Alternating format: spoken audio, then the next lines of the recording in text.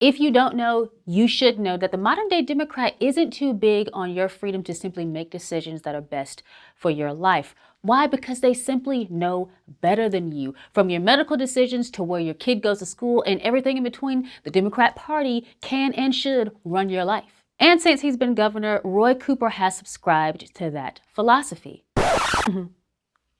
Oh wait, breaking news, it looks like Roy Cooper has flip-flopped on school choice. Who knew? What's up, guys? Welcome to The Rundown with Zinga. I'm your host, Zinga. Let's talk about Roy Cooper. He's been silent for so long, I forgot he was alive, but recently he came out with a proclamation that surprised the entire North Carolinian political world. Governor Roy Cooper proclaimed North Carolina's School Choice Week. Why is this even news? It's news because Roy has been governor for 5 years, and this is the very first time he has even acknowledged School Choice Week, let alone celebrated it. But that's not the only reason. Roy has consistently opposed the state's private school voucher program for low-income families, the Opportunity Scholarship Program.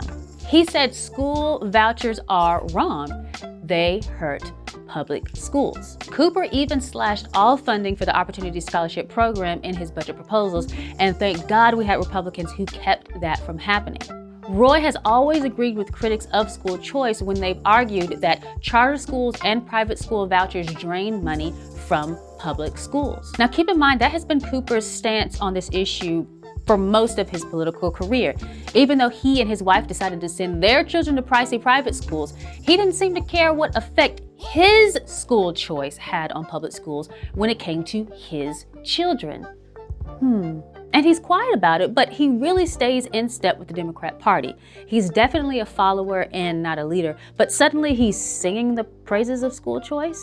Here's what he said. North Carolina is home to a multitude of high-quality public and non-public schools from which parents can choose for their children, in addition to families who educate their children in the home. Educational variety not only helps to diversify our economy, but it also enhances the vibrancy of our community. Now, this is odd because it completely goes against the Democrat Party's stance on school choice and education in general, not to mention Cooper's personal stance on the issue during his time as governor. Could it be that a certain gubernatorial race in a state just north of here has Cooper a bit nervous about his stances on education?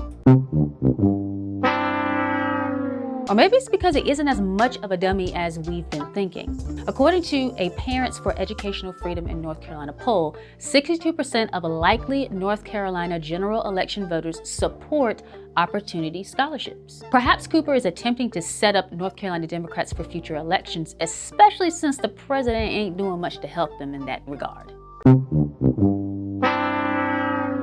Cooper went from being one of North Carolina's most outspoken opponents of private school scholarships for low-income children to signing a proclamation to celebrate school choice.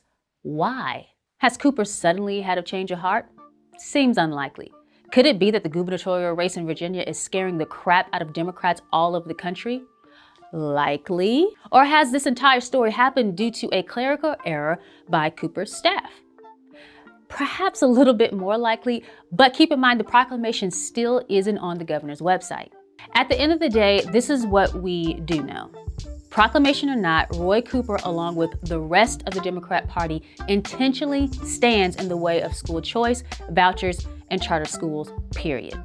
Let's continue to stand behind the Republican legislature as they fight to empower parents and students in choosing the best education for them. And as far as Cooper's proclamation is concerned, well, in Biden's America, a W for freedom goes a long way, even if it's coming from a politician as loathsome as Roy Cooper. Well, that's The Rundown, ladies and gentlemen. Thank you so much for watching. Make sure you like, share, and subscribe, and I'll see you next time.